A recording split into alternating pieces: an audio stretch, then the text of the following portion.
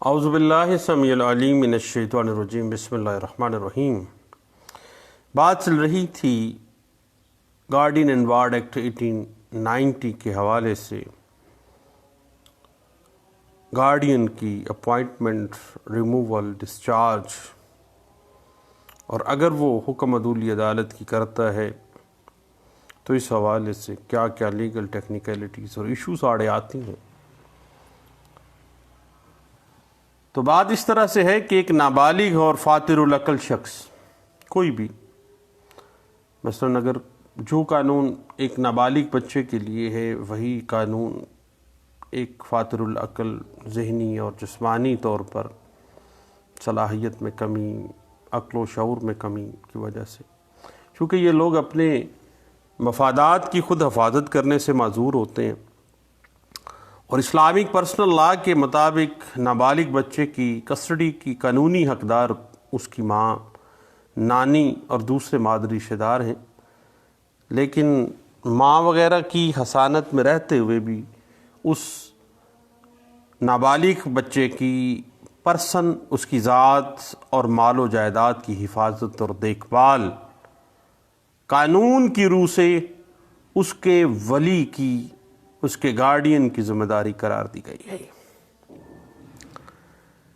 ایک نابالغ بچے کی ذات اور جائیداد کی گارڈین شپ کے قانونی حقدار اس کے پدری رشتہ دار ہوتے ہیں، والد جو کہ اس کا نیچرل گارڈین ہے، اور اسلامک پرسنل لاء کی روح سے بچے کی ذات اور جائیداد کی گارڈین شپ کا پہلا قانونی حق اس کے باپ کا ہے، پھر اس کا کوئی اور دادا، پھر اس کا کوئی وصی۔ ایسے کسی ولی کی عدم موجودگی کی صورت میں بطور ولی کسی دیگر شخص کا تقرر گارڈین اینڈ وارڈ ایکٹ 1890 کے تحت آپ کو پتہ ہے عمل میں لایا جاتا ہے۔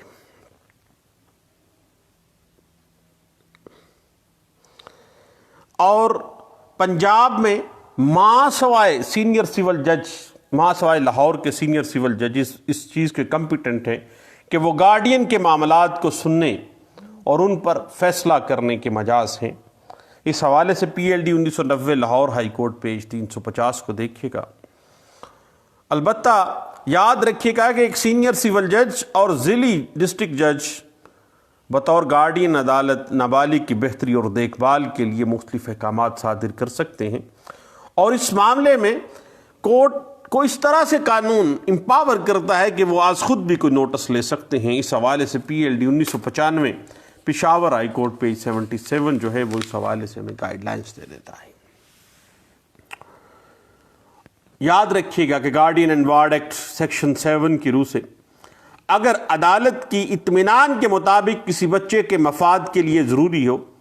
تو وہ اس کی ذات اور جائیداد یا دونوں ذات اور جائیداد حفاظت کے لیے کسی بھی شخص کو اس کا ولی مقرر کرنے کا حکم جاری کرے گی، جس کے نتیجے میں ہر ایسا ولی جس کی تعیناتی کسی وصیت یا دیگر کسی ایسی دستاویز یا کسی عدالتی حکم کے تحت نہیں ہوئی ہے وہ برطرف تصور کر دیا جائے گا، کیونکہ اسپیسیفک لا ہے۔ Guardian and ward act section 7 کہتا ہے کہ جب عدالت نے ولی مقرر کر دیا ہے تو وہ سپرسیڈ کر جائے گا۔ وصیت یا عدالتی حکم کے تحت تعیناتی کی صورت میں اس ولی کی جگہ پہ عدالت اس وقت تک کسی اور ولی کے تقرر کا احکامات جاری نہیں کرے گی جب تک ایسے مقرر کیے جانے والے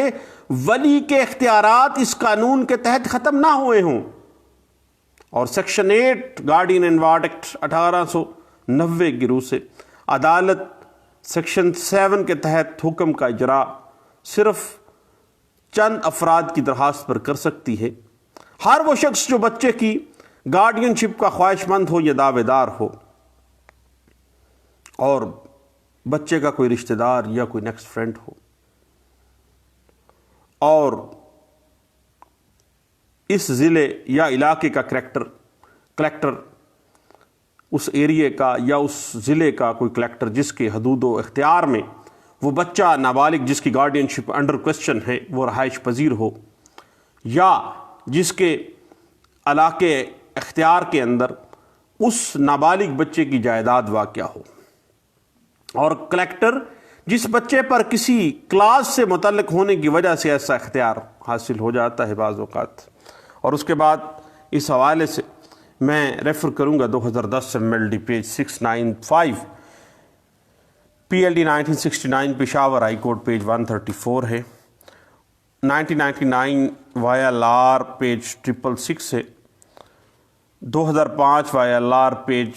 547 ہے، PLD 1963 Karachi high court page 465 ہے۔ اور اسی بات کو اگر آپ مزید تھوڑا سا بیک گراؤنڈ ہسٹری میں جا کے دیکھنا چاہیں آل انڈیا رپورٹر کے پاکستان بننے کے پہلے کے فیصلہ جات، تو All India Reporter 1922 Bombay High court page 278 اور All India Reporter 1946 Madras High court page 110 جو ہے وہ اس حوالے سے ہمیں گائیڈ لائنس دے دیتی ہے۔ اس کے بعد section 9 guardian and ward act 1890 کی روح سے بچے کی ذات کی گارڈین شپ سے متعلق درخواست اس متعلقہ عدالت میں دائر کی جائے گی جس کی حدود اختیار میں ایک بچہ جس کی گارڈین شپ انڈر کوسچن ہے وہ رہائش پذیر ہے، تاہم اس بچے کی جائیداد کی ولایت سے متعلق، اس بچے کی جائیداد کی گارڈین شپ سے متعلق درخواست ہر اس عدالت میں دائر کی جا سکتی ہے جس کی حدود اختیار میں بچہ رہائش پذیر ہو یا اس کی جائیداد واقع ہو۔ اس حوالے سے NLR 1987 civil digest page 436، PLD 2007 Lahore high court page 300 جو ہے وہ ہمیں کچھ گائیڈ لائن سے دیتی ہے، اور 1984 CLC پیج 1803، PLD 1950 پیج 84 اور 2000 CLC پیج 320 اور 2009 YLR page 1678، 2000 YLR page 3046، 2009 MLD page 33، 2009 CLC page 1143، 2009 CLC page 1010، 2009 CLC page 705، 2009 MLD page 736، 2009 CLC page 697 اور 2009 CLC پیج 566 اس حوالے سے ہمیں گائیڈ لائن سے دیتے ہیں۔ اس کے بعد صاحب section 15 guardian and ward act 1890 کی روح سے عدالت بچے کی ذات اور جائیداد کی دیکھ بھال کے لیے، اور اسی طرح بچہ ایک سے زائد جائیدادوں کا اگر مالک ہے تو اگر عدالت مناسب سمجھے تو کسی ایک یا زائد جائیدادوں کے لیے ایک گارڈین مقرر کر سکتی ہے۔ اس حوالے سے میں ریفر کروں گا 2000 YLR پیج 2052 کو ضرور دیکھیے گا، PLD 2001 Karachi high court page 371 بھی اس حوالے سے میں کچھ گائیڈ لائنس دے دیتی ہے۔ اس کے بعد section 17 guardian and ward act 1890 کی روح سے کسی بچے کا گارڈین مقرر کرتے وقت عدالت بچے کے حالات کو مد نظر رکھتے ہوئے ویلفیئر آف مائنر کو سب سے پہلے مد نظر رکھے گی، اور بچے کی جو ویلفیئر ہے اسی کے مطابق ہی فیصلہ کیا جائے گا، اور ویلفیئر آف مائنر کو دیکھتے ہوئے بچے کی عمر، جنس اور مذہب کے علاوہ جو مجوزہ گارڈین ہے اس کی اخلاقی اور مالی حیثیت، بچے کے ساتھ اس کی رشتہ داری کی قربت، اس کے ساتھ اس کا موجودہ اور سابقہ تعلق، اور اگر والدین فوت ہو چکے ہیں تو ان کی کوئی خواہش تھی تو اس کو بھی مد نظر رکھا جائے گا، اور اگر وہ کسی فریق کو ترجیح دینے کی سمجھ بوجھ رکھتا ہے بچہ خود سے تو اس بچے کی ترجیحی رائے کے اوپر بھی عدالت غور کرے گی۔ البتہ صاحب اس حوالے سے PLD 1995 Peshawar high court page 14، 2008 CLC page 576 اور 2003 CLC page 1310، PLD 2010 Karachi high court page 50، PLD 2010 Lahore high court page 206 اور 2010 CLC پیج 1564، 2010 MLD پیج 1385 اور 2010 MLD page 1313، 2010 MLD page 790، 2010 MLD page 477 اور 2010 MLD پیج 340 ہمیں گائیڈ لائنس دے دیتی ہیں۔ اس کے بعد بات چلی جاتی ہے section 19 guardian and ward act 1890 کی، جو کہتی ہے کہ ایک گارڈین کوٹ مجاز نہیں ہے کہ وہ کسی شخص کو کسی بچے کی ایسی جائیداد کا گارڈین مقرر کرے یا اس کا اعلان کرے جو اس کورٹ آف وارڈ کی نگرانی میں ہو، اور نہ ہی ان صورتوں میں سے کسی کو کسی بچے کی ذات کی نگرانی کے لیے مقرر کر سکتی ہے کہ اگر بچی شادی شدہ ہو جس کا شوہر عدالت کی رائے میں اس کا ولی بننے کے لیے ناموزوں ہے۔ اگر اس کی ماں نے شادی کر لی ہے تو اس کے شوہر کو قطعی صورت نہیں رکھا جائے گا، اور اس بچے کی جائیداد کورٹ آف وارڈ کی نگرانی میں ہے اور وہ اس کی ذات کی نگرانی کے لیے ولی مقرر کرنے کا اہل ہو، تو پھر بھی جو عدالت ہے ان سارے معاملات کو دیکھتے ہوئے ہی آگے بڑھے گی، اور اس کے اختیارات وصیت وغیرہ کی دستاویز کے ذریعے عائد شدہ کی پابندیوں کے جو بھی معاملات ہیں ان کے تابع ہوں گے، الا یہ کہ اسے گارڈین اینڈ وارڈ ایکٹ کے تحت ولی قرار دے دیا جائے اور وہ باقاعدہ بطور گارڈین مقرر ہو جائے۔ ایسی صورت میں جو پابندیاں ہم نے ابھی ڈسکس کی ہیں ان کے باوجود اسے تحریری حکم کے ذریعے اس جائیداد میں بعض تصرفات عمل میں لانے کی اجازت دی جا سکتی ہے۔ اس حوالے سے صاحب PLD 1963 Lahore high court page 534 اور اسی بات کو 1996 CLC پیج 1 بھی ڈسکس کر دیتی ہے۔ اس حوالے سے یاد رکھیے گا۔ اس کے بعد section 29 guardian and ward act 1890 کی روح سے جو مذکورہ گارڈین ہے وہ عدالت کی پیش کی اجازت کے بغیر ایسی غیر منقولہ جائیداد کے کسی حصے کو نہ تو مارٹگیج رکھ سکتا ہے، نہ بیچ سکتا ہے، نہ ایکسچینج کر سکتا ہے، نہ ہی 5 سال سے زیادہ یعنی اس کی بلوغت سے 1 سال متجاوز عرصے کے لیے کرائے پر دے سکتا ہے۔ اور اس کے بعد اگر ہم section 31 guardian and ward act 1890 کو دیکھیں تو عدالت بچے کی ویلفیئر کے پیش نظر بعض شرائط کے تابع ایسے کسی بھی تصرف کی اجازت دے سکتی ہے اگر بچے کی ویلفیئر اسی میں ہے کہ اس پراپرٹی کو سیل کرنا ہے، مارٹگیج کرنا ہے، ایکسچینج کرنا ہے یا کسی بھی تصرف میں لانا ہے۔ اس حوالے سے صاحب 1996 CLC پیج 1 ہے، 2005 YLR page 547، 2011 SCMR page 148، 2011 SCMR page 148 کے علاوہ 2011 YLR پیج 593 ہے، اور NLR 1990 CLJ پیج 279 ہے، NLR 1995 UC پیج 1 ہے، NLR 1994 UC پیج 420 ہے، 1995 SCMR پیج 762 ہے، NLR 1993 سول ڈائجسٹ پیج 125 ہے، 1995 CLC پیج 800 ہے، اور 1993 SCMR پیج 2313 اور NLR 1990 CLJ page 279، 1983 CLC page 3165، PLD 1987 Karachi high court page 239، اور اسی بات کو اگر آپ مزید دیکھنا چاہیں تو صاحب 2007 MLD پیج 447 کو ضرور دیکھیے گا، اور 1990 CLC پیج 1200 اور 2007 MLD پیج 658 جو ہے وہ اس حوالے سے ہمیں کچھ گائیڈ لائنس دے دیتی ہے۔ اور اسی بات کو اگر آپ مزید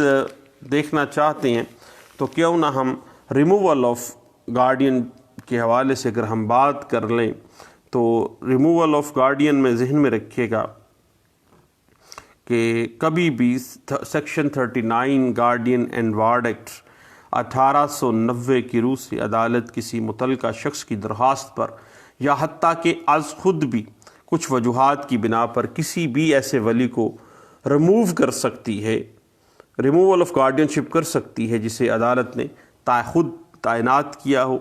یا وصیت یا کسی دیگر ایسی ڈاکومنٹ کے تحت اس کی تعیناتی عمل میں لائی ہو۔ اگر وہ امانت میں خیانت کرتا ہے، بطور امین عائد کردہ ذمہ داری ادا کرنے میں مسلسل ناکام ہوتا ہے، بطور پراپرٹی کے امین کے وہ زائد ذمہ داری میں نااہلی کا مظاہرہ کرتا ہے، بچے کے ساتھ برا سلوک کرتا ہے، بچے کی دیکھ بھال میں غفلت کرتا ہے، اور عدالت کی کسی حکم کی حکم عدولی کرتا ہے، کسی ایسے جرم میں سزا یاب ہے جس سے عدالت کی نظر میں اس کے کردار پر کوئی ایسا حرف آ جاتا ہے کہ بچے کی کردار پر بھی برا اثر پڑے گا، تو اس کو ریموو کیا جا سکتا ہے، یا کوئی ایسا ویلفیئر کا کوئی ایسا مفاد جو ایمانداری کے ساتھ فرائض کی انجام دہی میں مانے آ رہا ہو، اور وہ ولی جو ہے وہ ریلیکٹنٹ ہے، وہ بچے کی ویلفیئر پہ توجہ نہیں دے رہا ہے، اور عدالت کی اگر دائرہ اختیار میں بچے کی رہائش پذیر جو ہے اس ولی کی رہائش نہیں رہی اور بچوں کو لے کے کہیں جانا چاہ رہا ہے تو اس کو ریموو کیا جا سکتا ہے۔ جائیداد کا ولی ہونے کی صورت میں اگر وہ اس کو ویسے ہی بینکرپٹ ہو جاتا ہے تو پھر بھی اس کا جو معاملہ ہے اس کو کیا جا سکتا ہے، اس کو ریموول کی جا سکتی ہے۔ اور section 39 guardian and ward act 1890 جو ہے وہ اس بات کو واضح کر دیتا ہے۔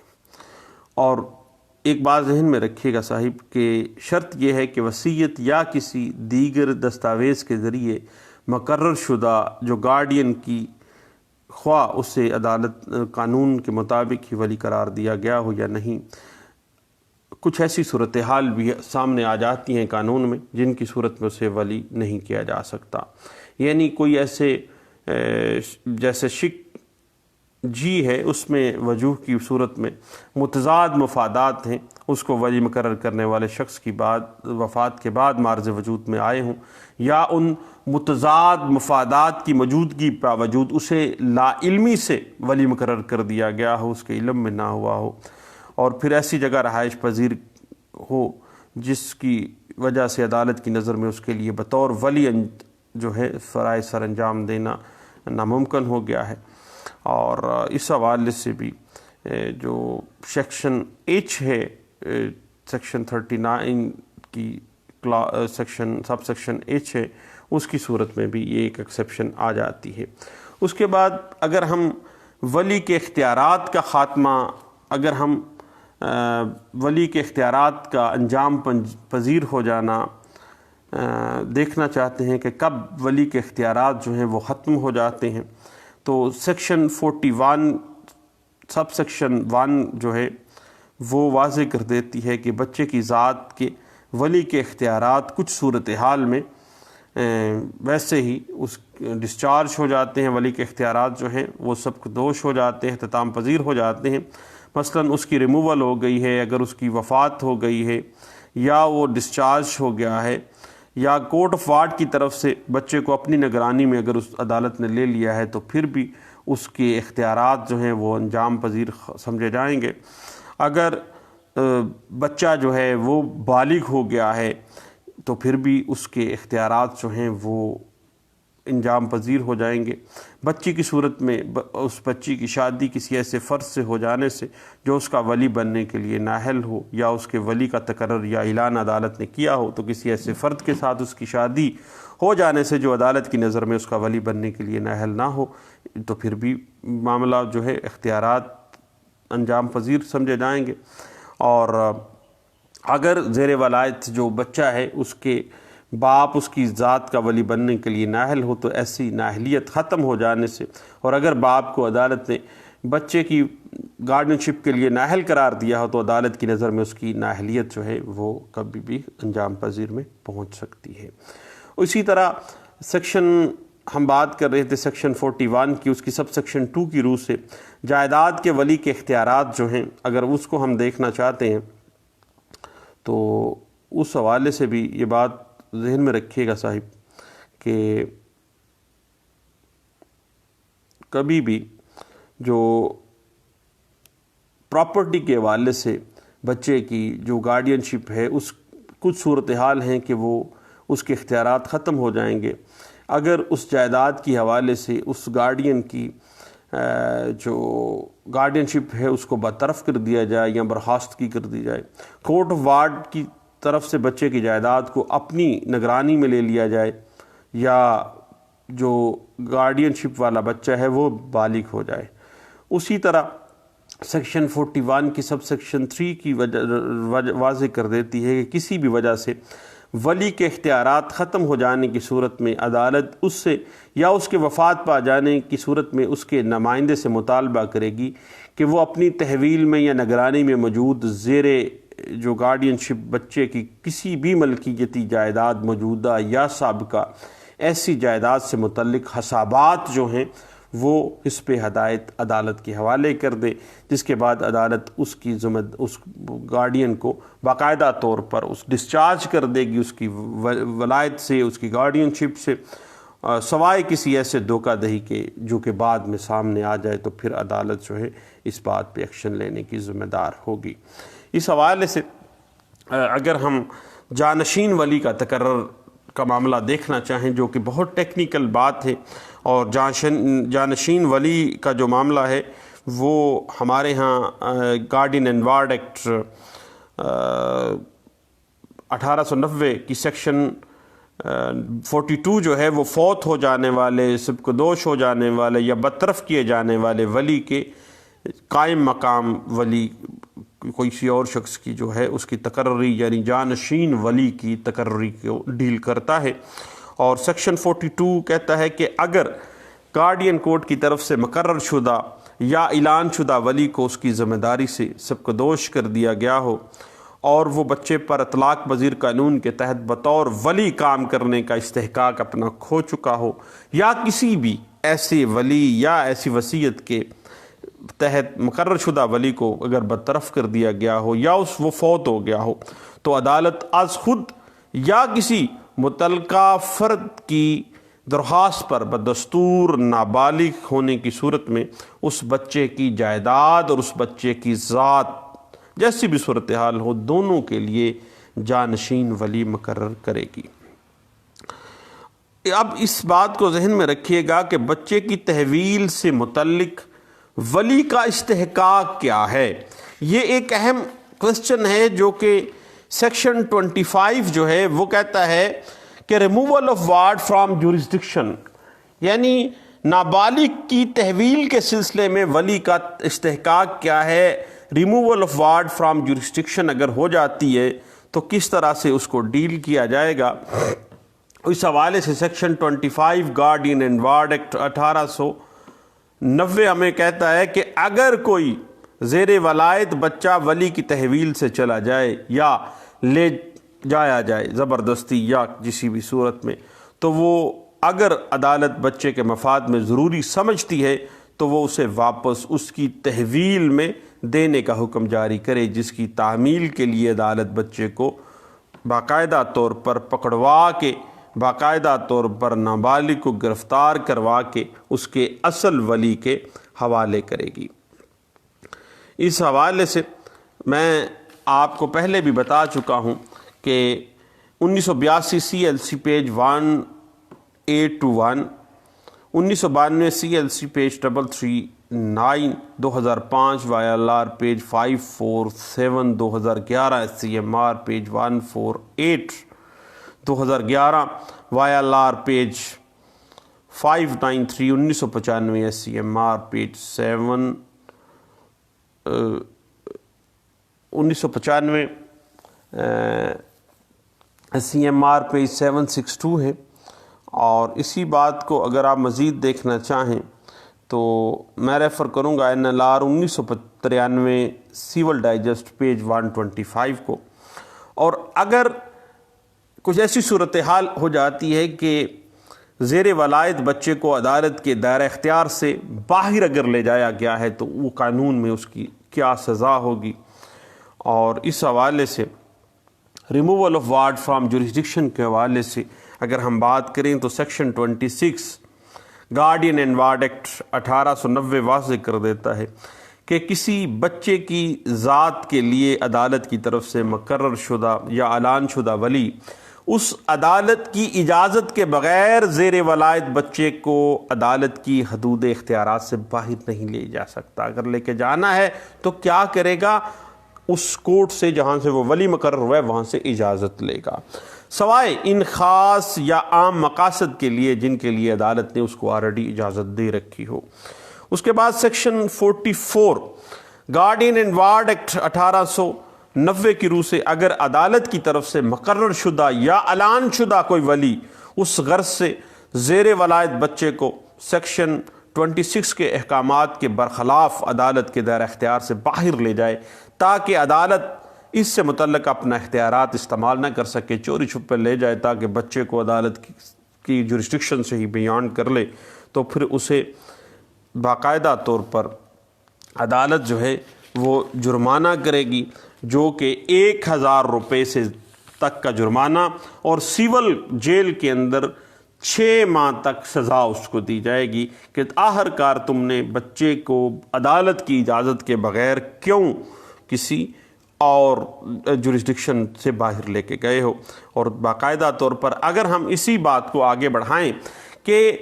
ولی جو ہے وہ اگر عدالتی احکامات کی نافرمانی کرتا ہے تو پھر اس حوالے سے ہمیں section 45 guardian and ward act 1890 جو ہے وہ پینلٹی فار اگر اس نے کوئی نافرمانی کی ہے عدالت کی تو اس کا کس طرح سے وہ اس کو سزا ملے گی، اس کا جرمانہ کیا ہوگا۔ Section 45 guardian and ward act 1890 کی روح سے بچے کی تحویل کا حامل شخص اگر سیکشن 12 سب سیکشن 1 یعنی انٹرم کسٹڈی کے تحت عدالتی حکم کے تحت بچے کی ملاقات کے لیے یا عارضی طور پر دوسرے فریق کے حوالے کرنے میں ناکام رہے، یا سیکشن 25(1) کے تحت عدالتی حکم کے تحت بچے کو اس کے ولی کی تحویل میں دینے کی کوشش نہ کرے، یا عدالت کی طرف سے مقرر شدہ یا اعلان شدہ ولی جو ہے اندر section 34 guardian and ward act 1890 کے تحت مقرر شدہ مدت میں وہ سٹیٹمنٹ فراہم کرنے یا اس کی شک کے مطابق شک سی جو ہے اس کے مطابق مطلوبہ سٹیٹمنٹ فراہم کرنے یا اس کی مطلوبہ حسابات پر اگر پراپرٹی کا معاملہ ہے تو حسابات کی دستاویز فراہم کرنے یا ان حسابات کے واجب الادا اگر بقایا جات ہیں وہ جمع کرانے میں عدالت میں ناکام ہو جاتا ہے، عدالت کے حکامات کی دھچیاں اڑاتا ہے، عدالت کہتی ہے کہ انٹرم کسٹڈی اس کو دو، وہ کہتا ہے میں نہیں دیتا، وہ مستقل کسٹڈی چینج ہوتی ہے وہ کہتا ہے میں نہیں دیتا، وہ عدالت اس سے حسابات مانگتی ہے وہ کہتا ہے میں نہیں دیتا، کوئی بھی احکامات اگر نہیں مانتا یا ولایت کھونے والا شخص یا اس کا نمائندہ جائیداد کی فراہمی میں حسابات کی فراہمی میں ناکام ہو جاتا ہے، یا تو پھر اس کو باقاعدہ طور پر سیکشن 45 کہتی ہے کہ اس کو 500 روپے تک کا جرمانہ اور سول جیل میں اس وقت تک رکھا جائے گا جب تک کہ وہ نابالغ کو پیش کرنے پر مجبور نہ ہو جائے، یا جب تک وہ حسابات جائیداد کے نہ لے آئے، یا وہ پراپرٹی کے ڈاکومنٹیشن اگر عدالت مانگ رہی ہے تو وہ نہ دے دے، اور ایسے بقایا جات اگر رہتے ہیں اس کے تو وہ جب تک جمع نہیں کرواتے اس وقت تک 500 روپے تک جرمانے کے ساتھ ساتھ اس کو اس وقت تک جیل میں بھی رکھا جائے گا جب تک کہ وہ عدالت کے حکم کے اوپر عمل پیرا نہیں ہوتا۔ اسی طرح بچے کو پیش کرنے یا بچے کی پراپرٹی کے فرد حسابات یا حسابات کی دستاویزات یا اس پراپرٹی کے کرایہ جات کی کو بقایا جات ادا کرنے میں ناکامی کی صورت میں بچہ یا جائیداد وغیرہ کے حسابات سامنے لانے میں اس کے بقایا جات جیسی بھی صورتحال ہو پیش کرنے کی تحریری ضمانت اس کو دینی پڑے گی، پھر عدالت میں تحریری ضمانت دینے تک اس کو سول جیل کے اندر رکھا جائے گا، اور جب وہ تحریری ضمانت دے دے گا پھر عدالت کی